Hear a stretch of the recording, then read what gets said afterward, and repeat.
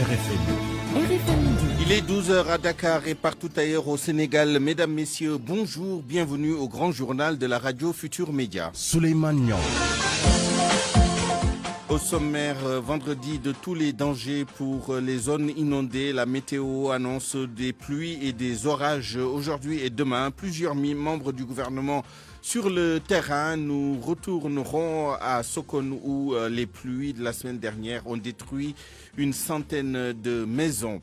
Nous parlerons également de cette femme âgée qui a été frappée par la foudre et qui est décédée dans le village de Tchempeng.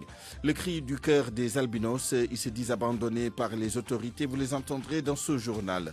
Covid-19 au Sénégal, 43 cas seulement et aucun décès, seule ombre au tableau, le retour progressif des cas importés. Les titres de l'actualité internationale avec vous, Georges Déthié Diop, bonjour. En Mauritanie, bonjour. Souleymane, l'ancien président Ould Abdelaziz dit être la cible d'une vendetta politique. Il s'agit, selon lui, d'une opération visant à l'empêcher de jouer à nouveau un rôle politique en Mauritanie. En République démocratique du Congo, 2 massacres dans la province d'Ituri. Dans la province d'Ituri en 2 jours. 53 personnes ont été tuées. Le développement de toutes ces informations aux alentours de 12h20. Pour le sommaire du journal des sports que vous nous présenterez, Soda Thiam, bonjour. Bonjour Souleymane. La prochaine CAN de beach soccer que le Sénégal doit abriter pourrait se jouer au mois d'avril 2021. C'est l'avis du sélectionneur Oumar Ngala Silla que vous entendrez dans le journal des sports. On aura l'occasion de revenir également sur le cahier des charges et les sites qui pourraient abriter cette compétition avec Youssouf Bodian. Nous parlerons également de basketball avec les demi-finales des playoffs NBA avec Boston Celtics de Taco Fall qui va défier le tenant du titre Toronto Raptors pour le dernier ticket de la finale de conférence Est. A tout à l'heure, Soda Thiam, pour le détail de toutes ces informations. Coronews, l'actualité de la pandémie de Covid-19 sera présentée par Youssouf Bodian. Et puis, comment gérer l'épidémie de Covid-19 lors des prochains événements religieux au Sénégal? Nous tenterons de répondre à cette question dans notre rubrique Point de vue avec nos 2 invités du jour.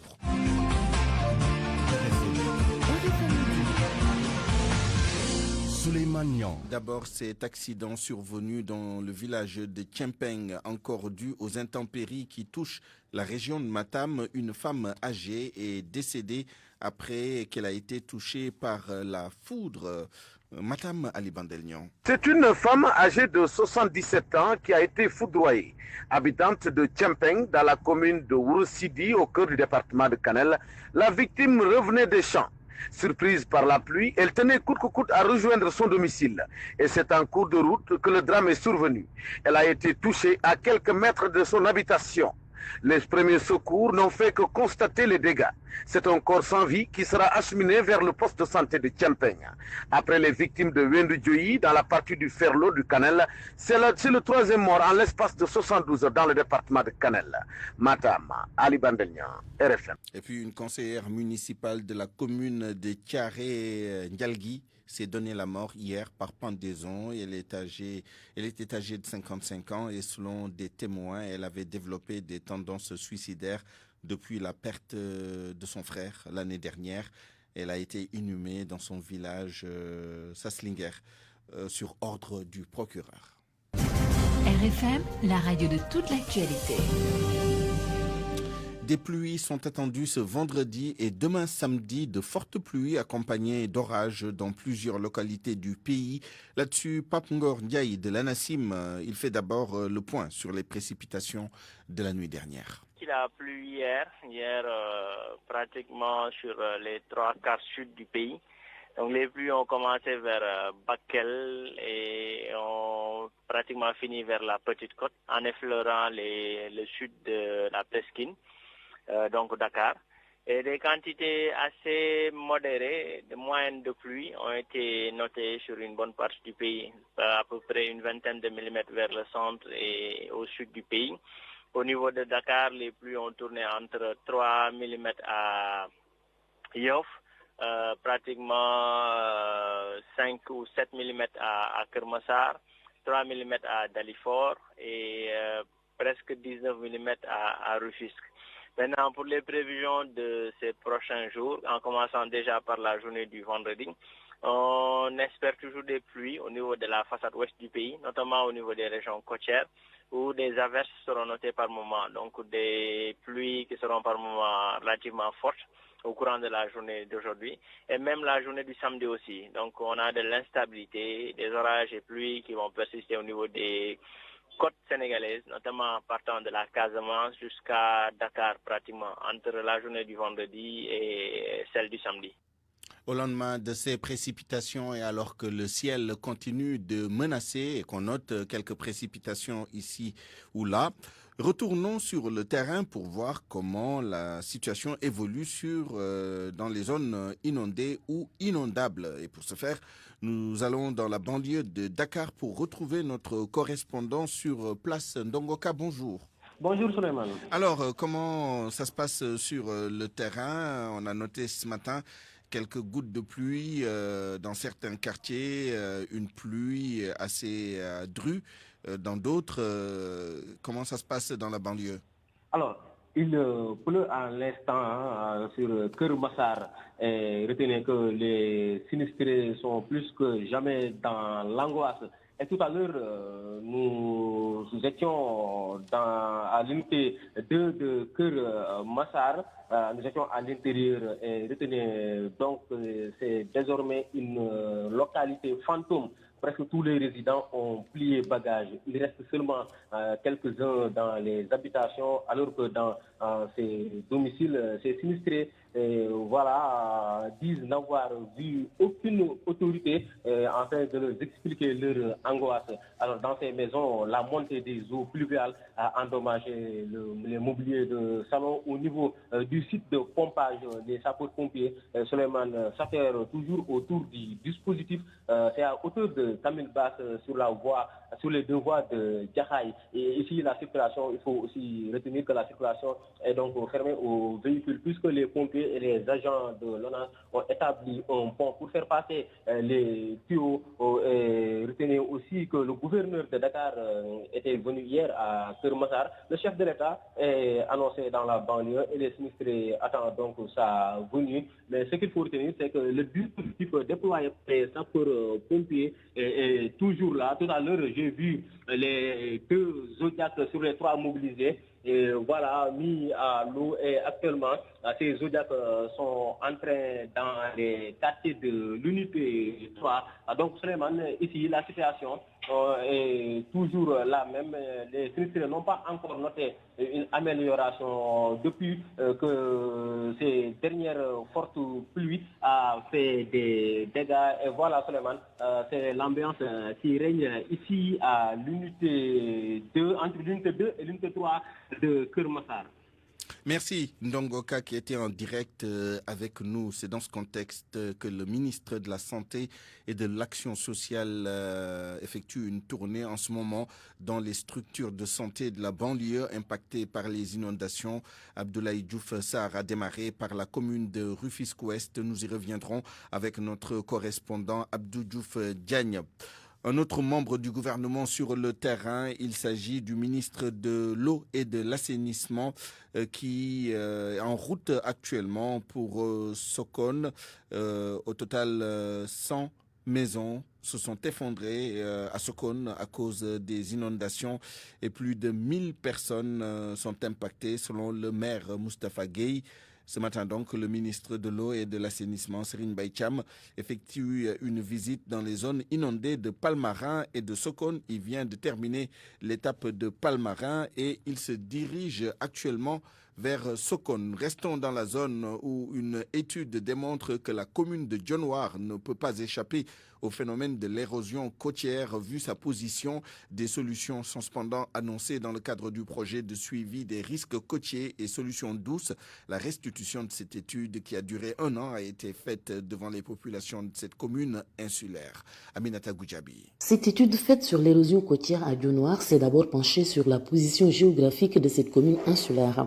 Dr Issa Sakho est spécialiste des questions de géologie marine et littorale. Dionewar fait partie d'un grand système qui évolue d'une manière globale. Et quand on prend des palmarins en suivant le trait de côte jusqu'à Differ, on voit des niveaux d'érosion qui sont très élevés. Et la vulnérabilité sur ce secteur-là est très importante au niveau de Differ. Et Dionewar est plus ou moins à l'intérieur, donc en face, l'embouchure, donc la zone d'entrée donc des eaux marines. Dionewar est donc incontestablement vulnérable au phénomène d'érosion côtière. L'avancée de la mer s'y est beaucoup accentuée ces dernières années. Issa Sakho. Si la partie qui protège le système interne est exposée et vulnérable, le système interne lui-même est vulnérable. C'est ce qui fait qu'avec l'érosion et le recul de la pointe sud de Sangomar, la flèche de Dionewar est aujourd'hui directement exposée aux houles qui viennent de l'océan. C'est le système sableux qui protège Dionewar qui est impacté. Et de ce fait, ce système sableux qui est une flèche qui fait environ 2 km, recule. Par endroit, on peut avoir 300 mètres. Cette étude est réalisée dans le cadre du projet de suivi des risques côtiers et solutions douces, mise en œuvre depuis 1 an. Moussa Sall, du Centre de suivi écologique de Dakar, annonce des débuts de solutions à l'érosion côtière dans la commune de Dionewar. L'étude a donné des indications, c'est plusieurs solutions. Au lieu de faire un brise-lames, faire 3 brise-lames, c'est le renforcement de formation de cette flèche-là, en utilisant par exemple du sable qu'on va injecter. Le reboisement aussi vient pour renforcer justement la formation du sable au niveau de la plage. Ce projet de suivi des risques côtiers et solutions douces intervient aussi au Togo et au Bénin. Il est financé par le Fonds français pour l'environnement mondial. Aminatou Goudiaby, Fatick RFM. Et puis pour clore ce chapitre, parlons du fleuve Sénégal. Après Matam, où le fleuve Sénégal a dépassé la cote d'alerte hier, et la station de Bakel, où le plan d'eau n'est plus qu'à 12 cm du seuil d'alerte, c'est au tour de Kidira de passer au rouge. La Falémé, l'un des affluents du fleuve Sénégal, est brusquement monté de 46 cm entre hier à 8 h et ce matin. Le fleuve Sénégal qui menace de sortir de son lit, notamment à Matam. L'Organisation pour la mise en valeur du fleuve Sénégal a appelé les riverains à la vigilance. RFM, partout, tout le temps. Qui du ministère de la Santé ou de l'Association nationale des albinos du Sénégal dit vrai? Selon l'ANAS, la gestion de la pandémie de Covid-19 n'a pas pris en compte leurs conditions. Le chef de division intégration et action sociale au ministère de la Santé s'en défend. Des actions ont bien été entreprises en faveur des personnes atteintes d'albinisme. Seydou Nourouba. L'Association nationale des albinos du Sénégal a dit toute sa désolation pour n'avoir pas été prise en charge dans la gestion de la pandémie de Covid-19. Sa vice-présidente s'appelle Maria Madian. À ma propre connaissance, depuis que la pandémie a commencé, je n'ai pas vu de mesures qui ont été prises pour prendre en compte les personnes albinos par rapport au Covid-19.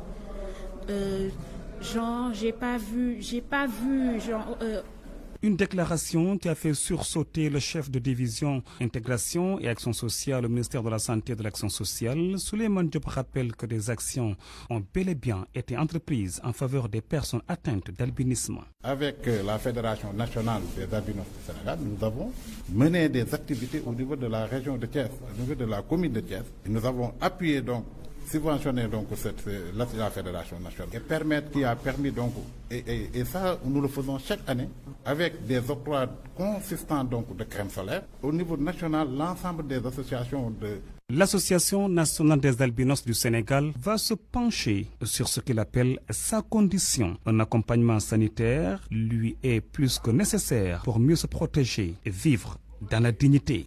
À ce propos, Seydi Gassama demande à l'État d'être dur avec ceux qui ne respectent pas la condition des personnes atteintes d'albinisme. Des mesures coercitives s'imposent selon le directeur d'Amnesty International, Seydi Gassama, avec Seydou Nourouba.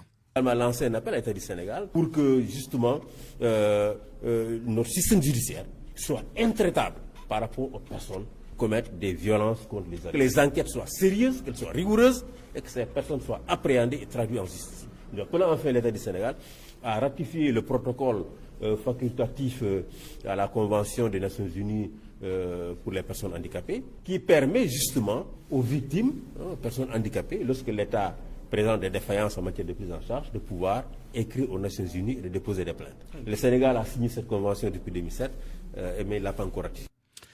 Et puis, ce qui nous amène à parler du point du jour de l'épidémie de Covid-19. Les chiffres du jour avec le porte-parole du ministère de la Santé et de l'Action sociale, le docteur El Hadj Mamadou Ndiaye.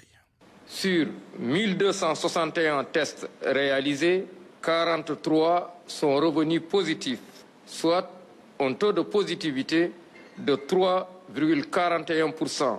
Les cas positifs se répartissent comme suit. 22 cas contacts suivis par nos services, 4 cas importés enregistrés au niveau de l'aéroport international Blaise Diagne de Diass et 17 cas issus de la transmission communautaire répartis entre les localités suivantes. Keur Massar 3, Saraya 3, Keur Massar 2, Kolda 2, Fann 1, HLM Padoua 1, Joal 1, Kédougou 1, Mbao 1, Ouakam 1, Pikine 1, Popenguine 1, Rufisque 1 et Touba 1. 143 patients hospitalisés ont été contrôlés négatifs et déclarés guéris.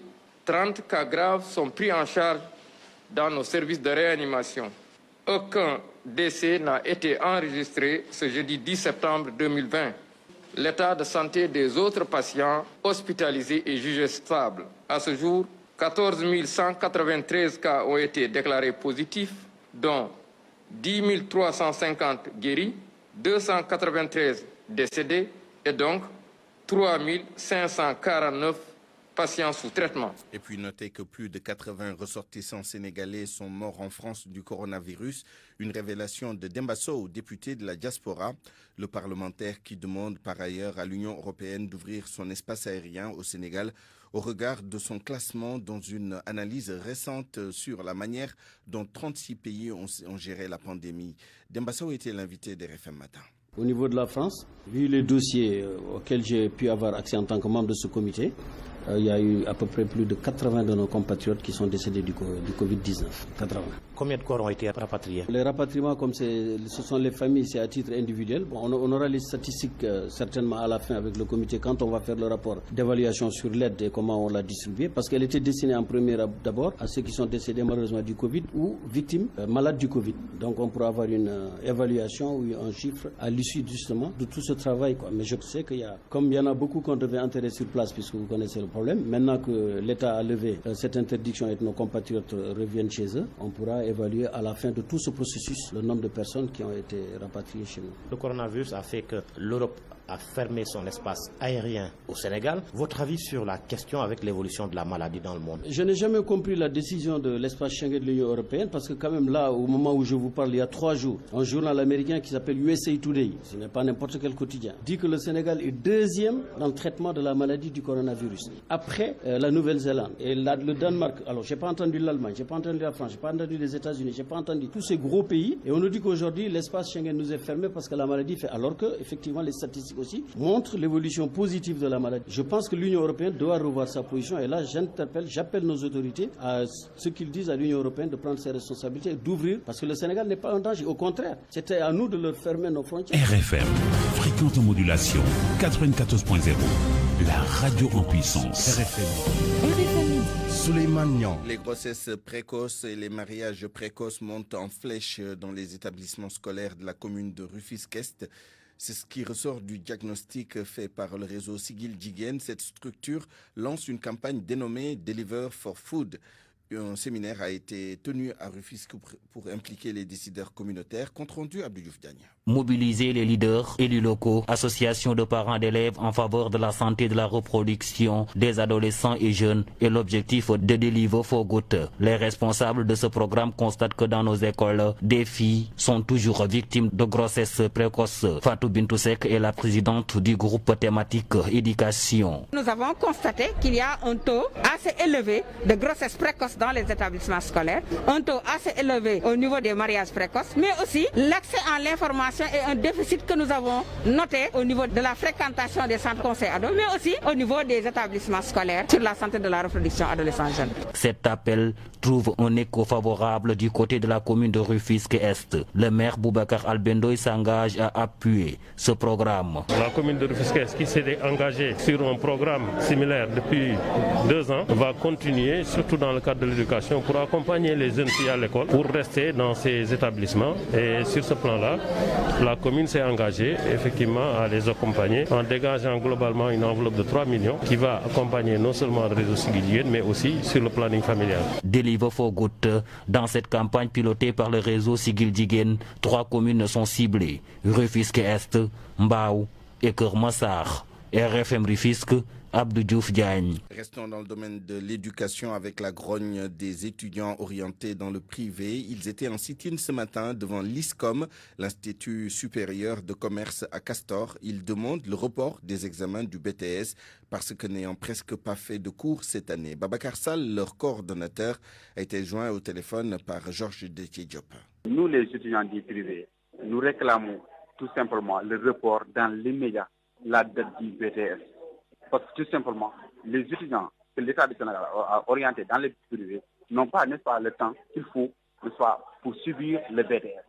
Parce qu'on a perdu beaucoup de temps. L'année passée, on avait perdu 3 mois, 20 jours sans faire cours. Parce que tout simplement, l'État du Sénégal avait refusé, n'est-ce pas, de payer les dettes qu'il doit aux établissements privés du Sénégal. Et cette année-ci, on a arrêté les cours présentiels depuis le mois de mars. Donc le mars jusqu'à présent, c'est 6 mois. Donc si vous cumulez les 3 mois 20 jours perdus l'année passée et ces 6 mois aussi, au cumul, c'est 9 mois 20 jours sans faire cours. Donc si vous diminuez, c'est 9 mois 20 jours, parce que la durée aussi du BTS, c'est 2 ans. Donc si vous diminuez, n'est-ce pas, les 9 mois 20 jours, vous voyez qu'on n'a même pas fait, n'est-ce pas, 1 an de cours, ce qui veut dire qu'on a perdu beaucoup de temps même. Donc si les autorités étatiques veulent tout simplement nous imposer qu'on fasse le 28 de ce mois, c'est tout simplement pour nous sacrifier et nous dénonçons vivement ces injustices.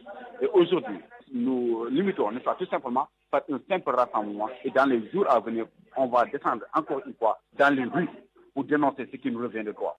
RFM. L'actualité internationale. Rebonjour Georges. Rebonjour Souleymane Niang. En Mauritanie, l'ancien président Ould Abdelaziz dit être la cible d'une vendetta politique. Dans un entretien accordé à France 24, il nie catégoriquement les faits de corruption et de détournement de fonds et estime qu'il s'agit d'une opération visant à l'empêcher de jouer à nouveau un rôle politique. C'est une vendetta, ça ne peut être qu'une vendetta politique. Et c'est une violation flagrante de notre Constitution qui a fait que j'ai quitté le pouvoir au bout de 2 mandats. Et c'est la même Constitution qui a fait que nous avons un président qui a été élu à 52%. C'est une violation flagrante et c'est une instrumentalisation de notre justice, malheureusement. Nous ne sommes pas encore devant la justice directement, je suis en enquête préliminaire. Mais tous les abus ont été commis à mon égard. Qui est derrière cela? Est-ce que c'est votre successeur, le président Mohamed Ould Razouani, qui a été longtemps votre bras droit? Est-ce que c'est lui qui est derrière? C'est le régime à la tête duquel se trouve effectivement mon successeur. Et ce sont ses collaborateurs. Ce sont les politiques qui étaient opposés à mon pouvoir à l'époque, qu'il a su rapprocher. Et que ce que nous vivons actuellement dans notre pays, c'est une violation flagrante de la Constitution et de l'article 93. Et c'est un amalgame judiciaire aussi, c'est un amalgame judiciaire. On se sert de procédures qui sont irrégulières pour m'arrêter, pour me torturer moralement, pour m'empêcher pratiquement de vivre dans mon propre pays. Ce n'est que de la machination politique. Et après le parti, quand ils ont récupéré le parti de manière illégale, de manière irrationnelle, de manière éhontée, et j'ai voulu ressurgir ailleurs avec un autre parti, ils ont fermé ce parti, ils l'ont dissous. Au Mali, les concertations nationales se poursuivent ce vendredi, 2e jour de ces concertations, donc sur la préparation de la transition concertation qui prennent fin donc demain samedi. La CEDEAO, il faudra le rappeler, a donné un ultimatum à la junte au pouvoir pour qu'elle confie la transition à un président et à un premier ministre civil au plus tard le 15 septembre.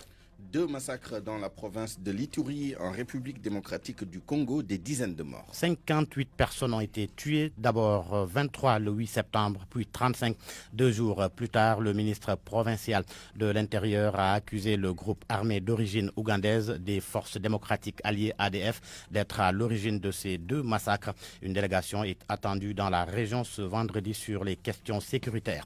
En République démocratique du Congo, toujours la Belgique va rendre une dent de Patrice Lumumba à sa famille. Une annonce hier du parquet fédéral. Cette dent avait été saisie dans la famille d'un policier belge ayant contribué à faire disparaître le corps jamais retrouvé de Lumumba, éphémère premier ministre de l'ex-colonie belge après l'indépendance du 30 juin 1960. Et pour terminer, aux États-Unis, les attentats du 11 septembre, 19 ans après, commémoration aujourd'hui dans un contexte de pandémie. Les célébrations seront sensiblement discrètes pour éviter les rassemblements ce vendredi. Les attentats du 11 septembre avaient fait près de 3000 morts à Manhattan, à New York, et avaient été attribués à Al-Qaïda. Merci Georges Détié-Diop et bon après-midi, bon week-end. Parole aux auditeurs. L'actualité, qu'en pensez-vous? Moi, je pense que vous devez. Réagissez dans nos éditions d'information sur l'actualité. Bonjour. Du lundi au vendredi, vous avez la parole sur RFM. Comment gérer l'épidémie de Covid-19 lors des prochains événements religieux au Sénégal? Nous tenterons de répondre à cette question dans notre rubrique Point de vue avec nos 2 invités du jour. Professeur Lamine Gueye, enseignant-chercheur. Il fait partie du comité d'experts sur la santé lors du Magal de Touba. Et le docteur Ousmane Gueye, directeur du service national de l'éducation et de l'information pour la santé SNEPS. RFM Sport. Rebonjour Soda Thiam. Rebonjour Souleymane Niang. Beach soccer pour commencer. Le Sénégal a été déclaré hier hôte de la prochaine CAN de football de plage. Une décision du comité exécutif de la CAF. C'est une occasion également de revenir sur le cahier des charges et les sites qui pourraient abriter la compétition. Plus de détails avec Youssouf Bodjan. Dans le communiqué de son comité exécutif, la CAF renvoie à plus tard les détails sur le tournoi final de beach soccer au Sénégal. Une date n'a pas encore été annoncée officiellement, mais d'habitude, les CAN de beach soccer se jouent fin novembre, début décembre. Le Sénégal a donc 2 mois pour se préparer à accueillir le gratin du foot de plage africain. La compétition dure 7 jours et se déroule sur un seul site avec 2 poules de 8 équipes. À Dakar, l'équipe nationale de beach soccer s'entraîne à la plage de Diamalaye. Les Lions y ont déjà affronté en match amical international le Cap-Vert et un club de Marseille. On y a également joué des matchs du championnat national de beach soccer avec une tribune préfabriquée lors de la finale. Autre site potentiel qui pourrait accueillir cette CAN, la plage hydrobase de Saint-Louis. On y a également déjà joué des matchs de championnat de beach soccer, mais ce sera à la Fédération de football et au comité d'organisation de choisir un site qui sera soumis à l'homologation de la CAF. En ce qui concerne l'organisation, c'est le Sénégal qui prend en charge l'hébergement et la nourriture des délégations, et ça concerne les 8 sélections et leur staff, les officiels de la CAF et les arbitres. Youssouf Bodjan, l'équipe nationale de beach soccer a donc quelques mois pour affûter ses armes afin de mieux défendre son titre, mais cette fois-ci à domicile. Selon le sélectionneur, cette CAN pourrait se jouer au mois d'avril 2021 et concernant la préparation, l'équipe nationale aura donc des matchs amicaux en plus du championnat local qui va démarrer bientôt. Oumar Ngalassila, que je vous propose d'écouter. Aujourd'hui, le mérite revient à nos dirigeants, la CAN. Donc aujourd'hui, le plus important pour nous, c'est essayer de relever les 2 défis, que ce soit le défi de l'organisation et le défi de la performance. Moi, personnellement, ce qui me concerne, c'est la partie technique. Donc la CAN devait se jouer au mois de décembre. Mais malheureusement, avec le désistement de l'Ouganda, donc on est obligé de repousser les dates. Donc en principe, ça doit être en avril 2021. Donc parce qu'il y a 2 périodes qu'on doit jouer une Coupe d'Afrique, soit c'est le mois de décembre, en fin d'année si on perd, et sinon en 2021 sur la même année de la Coupe du Monde, mais au mois d'avril ou plus tard. Donc attendons de voir la réaction de la CAF par rapport à la date précise, mais je ne pense pas que ce sera le mois de décembre. Donc pour les préparations, sur la partie technique, le Covid est toujours là. Donc nous continuons à gérer nos joueurs sur le plan individuel en donnant des consignes, donner des conseils pour qu'ils fassent des entraînements individuels. Mais vous savez, pour préparer une CAN, forcément, il fallait prendre des joueurs en regroupement Donc je pense que les jours à venir, on doit s'asseoir avec le DTN pour dérouler notre programme. Il y aura entre-temps le championnat local qui devrait se jouer parce qu'on a un maximum de matchs aussi pour être au top. Donc en principe aussi, normalement dans le programme, il y aura des matchs amicaux, que ce soit à Dakar ou bien à côté des pays voisins comme le Maroc ou bien la Côte d'Ivoire. Basketball avec les demi-finales des playoffs NBA, Boston Celtics de Taco Fall défie Toronto Raptors, le tenant du titre. Après 6 matchs et une égalité parfaite de 3 victoires partout, Toronto Raptors et Boston Celtics vont livrer une 7e rencontre pour la qualification de la finale de la conférence et retrouver le Miami Heat. Selon le journaliste du quotidien sportif Record, Pape Morbassignan, ce sera un match décisif. On peut s'attendre à un duel épique entre les deux équipes. Mais moi, en tant qu'observateur, je pense que c'est Boston qui est actuellement au-dessus.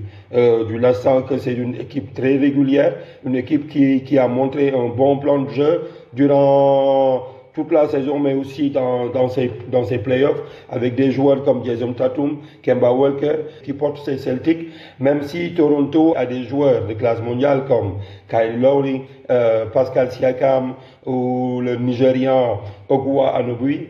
Donc je pense que ce sera un match très très serré entre des équipes qui visent une finale de conférence, mais aussi ce sera beaucoup plus difficile pour Toronto, qui doit défendre son titre de champion NBA et voudra éviter une élimination en demi-finale. En tout cas, on peut s'attendre à un match très très très difficile, mais je pense que c'est Boston Celtics qui a l'avantage actuellement sur le plan mental, sur le plan physique, mais aussi vu le jeu pratiqué par ces Celtics depuis le début de ces playoffs. Et en même temps aussi, on pense en tant que Sénégalais que Boston doit aller en finale de conférence, rien que pour notre géant Taco Fall.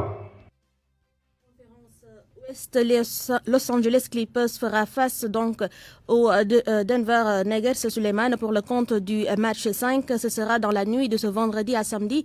Et retenez que pour le moment, Los Angeles Clippers est devant avec 3 victoires. De l'autre côté, les Los Angeles Lakers ont dominé les Houston Rockets hier nuit 110-100. Ainsi donc, les Lakers sont à une victoire de la finale de la conférence Ouest. Et c'est tout pour cette page des sports. Merci Soda Thiam. Accueillons à présent Youssouf Bodian pour Coronews, l'actualité de la pandémie de Covid-19 à travers le monde. Une nouvelle journée sans décès liés au coronavirus dans les différents centres de traitement du pays. 43 nouvelles contaminations enregistrées les dernières 24 heures. La tendance à la baisse qui se poursuit donc. Ce qui n'est pas le cas en Europe qui enregistre une nouvelle vague de contamination. 8577 nouveaux cas de Covid-19 ont été comptabilisés en France au cours des dernières 24 heures.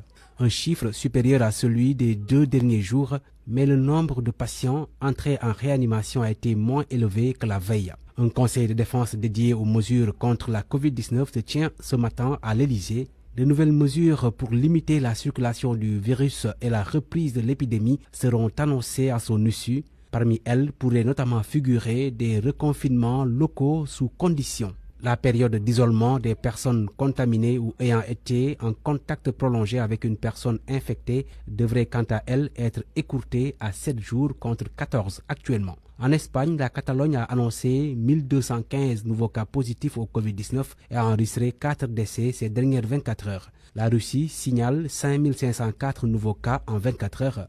Au total, plus de 2 millions de cas ont été recensés depuis le début de la pandémie, avec 102 décès supplémentaires imputés à la pandémie en 24 heures. Le total est de 18 365 morts depuis le début de la pandémie en Russie. Flambée de cas également dans une maison de retraite en Suisse.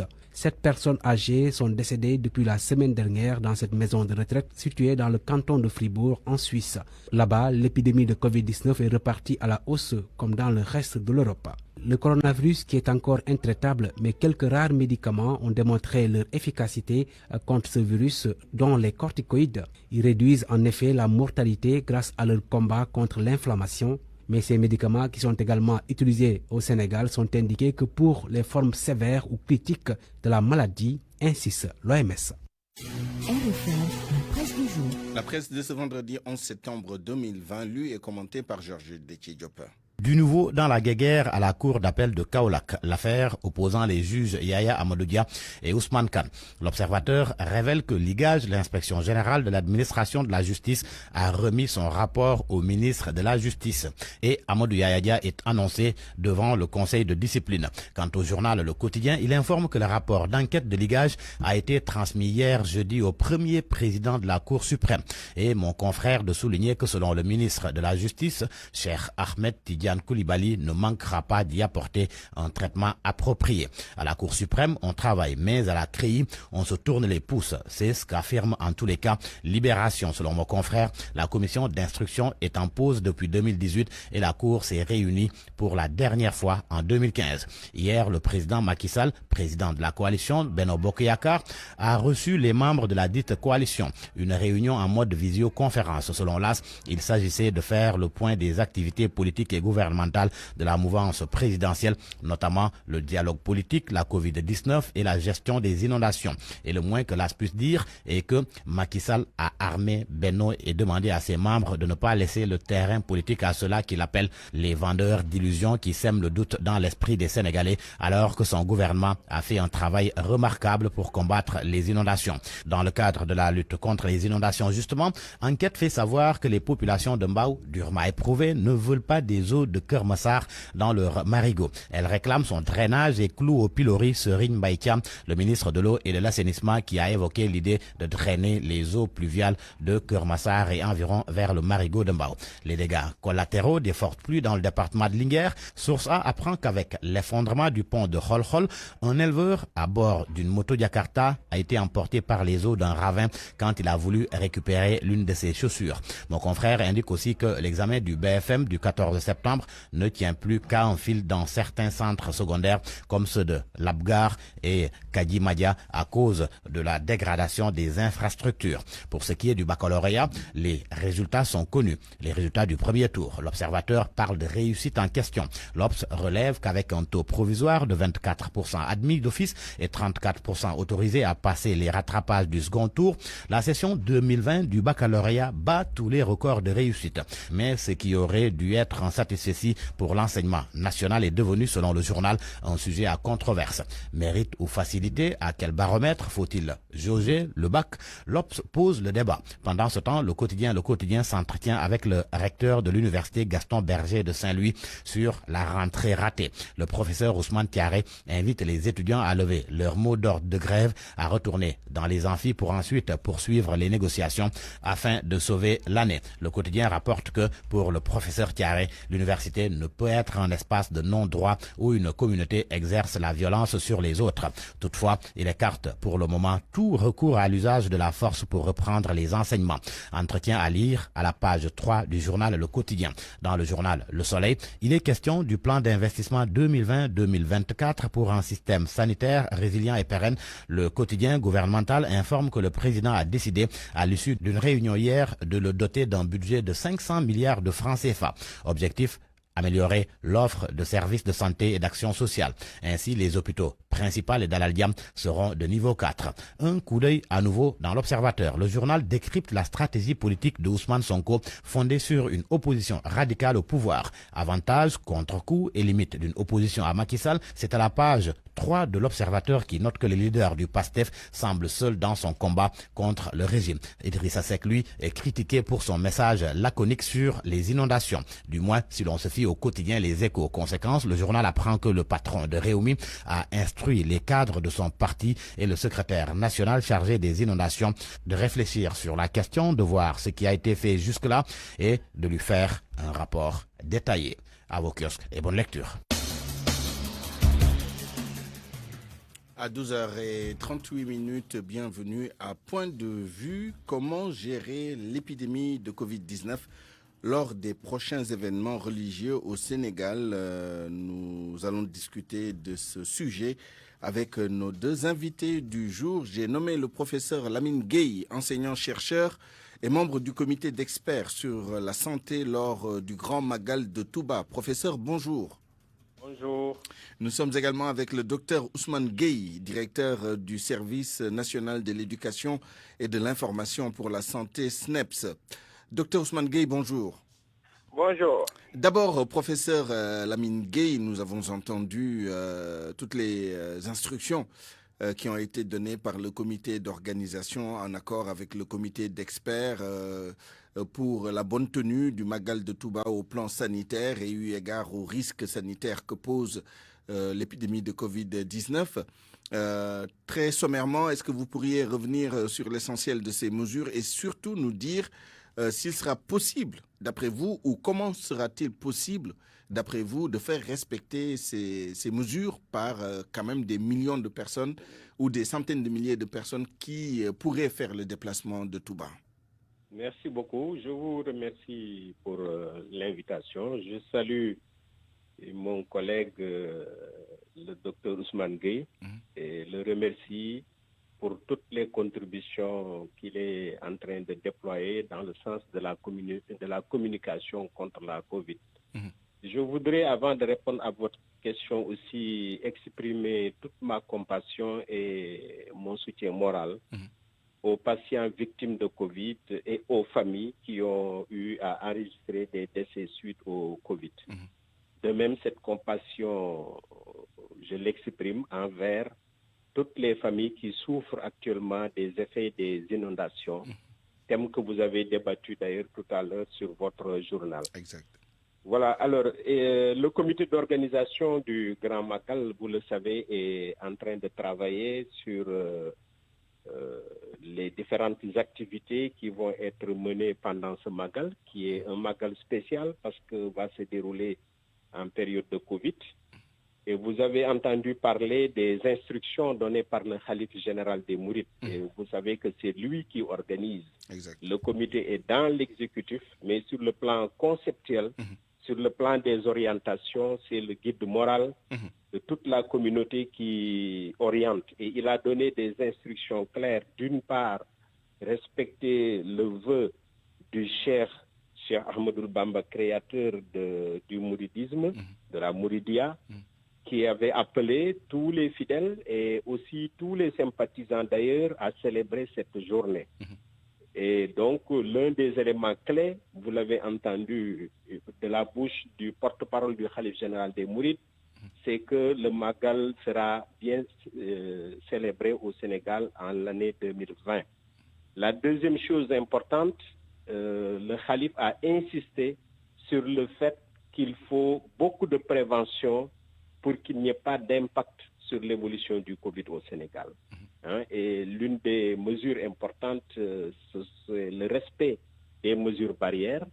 L'exemple que vous avez entendu, qui a été bien relayé aussi, donné par le Khalife général des Mourides, c'est appeler toute la communauté mouride et les sympathisants à mettre à la disposition des pèlerins qui vont se déplacer 5 millions de masques.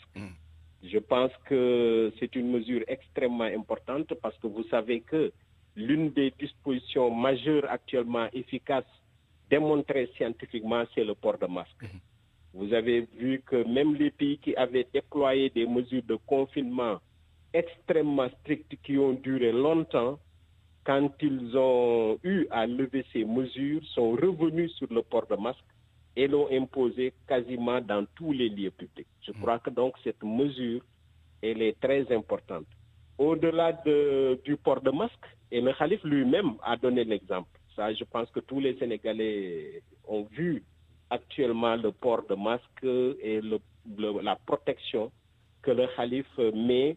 C'est d'une part pour se protéger les autres, mais je crois que le signal fort qu'il donne, c'est donner l'exemple. Et comme il s'adresse aux fidèles mourides qui doivent suivre les instructions, qui suivent toujours les instructions, s'il donne l'exemple, c'est suffisamment parlant. Tout à fait. Il y a d'autres mesures, très rapidement, parce que vous avez dit... Alors, les autres mesures importantes, évidemment, c'est cette task force stratégique que le Khalife a mis en place. Je pense que c'est important de réfléchir sur comment fédérer toutes ces informations qui auront lieu pendant le Magal et qui visent à protéger la santé des Sénégalais. Justement, d'où ma question au docteur Ousmane Gueye. Quel est le niveau de coordination que vous avez avec les différentes instances mises en place par le Khalife général des Mourides pour l'organisation de ce grand Magal au plan sanitaire. C'est un événement de dimension internationale, a fortiori nationale. Comment articulez-vous le travail que vous faites, vous, à ces deux niveaux-là, avec ce qui se fait au niveau local à Touba? Merci beaucoup et permettez-moi tout d'abord de saluer les auditrices et auditeurs de RFM, mais également, comme l'a fait mon maître, que je salue de passage et qui est en train de faire un excellent travail là où il est, mais également sur le plan de la tariha que nous partageons. Je pense bien que nous, comment dirais-je, j'ai dit, nous présentons à tous les impactés de l'inondation les encouragements de M. le ministre de la Santé et de l'Action sociale. Qui est sur le terrain d'ailleurs ce matin. Oui, qui est sur le terrain. Nous sommes sur le terrain actuellement. Nous sommes dans la banlieue dakaroise. Mais pour revenir à la question, essentiellement, il faut savoir que cette année, sur l'instruction de M. le ministre de la Santé et de l'Action sociale, nous avons adopté une stratégie innovante qui consiste effectivement à aller vers cette communauté et discuter avec tout le monde, non pas pour leur imposer des mesures ou bien amener un certain nombre d'actions, mais recueillir de leur part les actions qu'ils pensent que les mettre sur le terrain ferait vraiment l'affaire de tout le monde dans le sens de la promotion de la santé, dans le sens également de lutter contre cette Covid. C'est la raison pour laquelle nous étions à Touba, dans la région de Diourbel, la semaine dernière, la semaine du 30 août au 6 septembre, avec l'appui de l'OMS et des socio-anthropologues. Nous étions avec la région médicale de Diourbel, travailler avec l'ensemble des instances de Touba. Je pense que c'est vraiment un acte très fort et une innovation aujourd'hui, aller dans le sens de lutter contre cette COVID-19. Vous l'avez dit, c'est un événement international qui va effectivement regrouper des milliers et des milliers de personnes, pour ne pas dire des millions et des millions de personnes. Et donc, ceci nécessite effectivement une stratégie forte, nécessite un plan d'action bien réfléchi. Et nous travaillons avec l'ensemble des fédérations et c'est ce qui a été recommandé par le Khalife général. Justement, docteur, on a noté, alors il y aura des talibés qui, peut-être par vol spécial ou par tout autre moyen, des talibés qui vont venir d'autres pays pour aller à Touba ou dans d'autres régions du Sénégal, en tout cas être présents au Sénégal. Quelles sont les dispositions particulières que vous avez prises? Est-ce qu'il y a une inquiétude? Parce qu'on a noté ces derniers jours la résurgence. On a eu 4 cas importés à l'AIBD aujourd'hui et ces derniers jours, au moins un cas presque tous les 2-3 jours. Oui, moi, je ne dirais pas que c'est une inquiétude. Au contraire, je dirais que c'est la vigilance du secteur de la santé, et c'est une vigilance des acteurs qui sont au niveau de ces frontières aériennes, surtout au niveau de l'aéroport. Et qu'aujourd'hui, toute personne qui entre et qui est suspecte est testée directement au niveau de l'aéroport. Si c'est un test qui est positif, là, en ce moment, selon le protocole existant, nous assurons la prise en charge. Donc, de ce côté, je pense que le dispositif est bien nulé et le dispositif a été renforcé au niveau de l'aéroport et le contrôle sera strict. Là, à ce niveau, il n'y a pas de problème, je pense bien. Très bien. Oui. Allez-y. Voilà, donc à ce niveau, au niveau des frontières aériennes, je pense qu'il n'y a pas de souci à se faire. Le dispositif est huilé, il est renforcé. Et les gens sont très vigilants. C'est la raison pour laquelle nous trouvons aujourd'hui ces cas importés. S'il était cette vigilance, on n'aurait pas suivre ces cas importés. Merci. Donc, il n'y a pas de problème. Merci à vous, docteur. Pour ce qui est Touba particulièrement, nous travaillons avec l'ensemble des parties prenantes. La preuve, demain, Inch'Allah, moi-même, je serai à Touba pour la réunion des grands partenaires du Magal.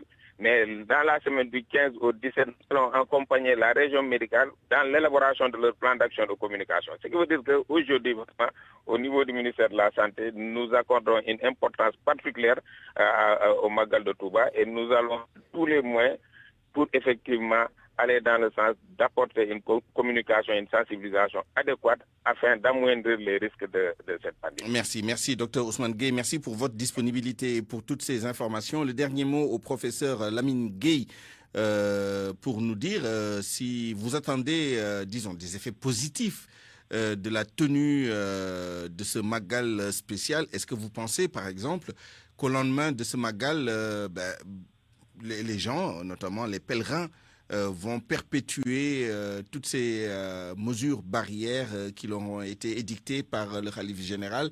Est-ce que vous pensez que cela aura une incidence positive sur la stratégie de lutte en général? Oui, je suis très optimiste qu'une fois qu'avec le ministère de la Santé, nous aurons déployé ces mesures de prévention, de conscientisation sur les milliers de pèlerins, ou voire même millions de pèlerins qui vont venir au Magal, il y aura un effet positif. Je pense que depuis le début de la pandémie, la stratégie du Sénégal a toujours été payante et basée essentiellement sur la communication communautaire. Voilà un très bon prétexte justement pour renforcer cette communication au niveau communautaire, élever le niveau d'alerte dans la lutte contre le Covid. Je pense que c'est cette approche que nous avons, que tous les partenaires qui contribuent au Magal vont pouvoir déployer aussi et insister pour que tout pèlerin qui vienne au Magal sache contribuer à la lutte contre le Covid. Et transformer ce qui était perçu comme une menace en opportunité. Absolument, il faut transformer justement la menace en opportunité. C'est ce qui va être la stratégie principale. Porter systématiquement les masques, mais aussi vous avez vu le déploiement de stratégies au niveau des lieux de culte. La mosquée de Touba a repris ses prières depuis très longtemps et je pense que la stratégie mise en œuvre a été payante et vous avez vu l'association, le Daïra qui porte ces actions-là a fait déjà sa communication sur toutes les mesures prises pour toutes les personnes qui vont entrer à la mosquée pour faire leur ziar. Très bien. Je crois que c'est l'occasion d'élever la barre encore pour appuyer le ministère de la Santé. L'État ne peut pas tout faire et avoir toute une communauté mobilisée pour lutter contre la Covid, je pense que c'est une bonne opportunité que nous allons saisir. Professeur, nous connaissons votre charge de travail et vos différents engagements. C'est pourquoi nous vous remercions également pour votre disponibilité chaque fois que de besoin pour répondre aux questions de Radio Futur Média. Merci à tous les deux d'avoir pris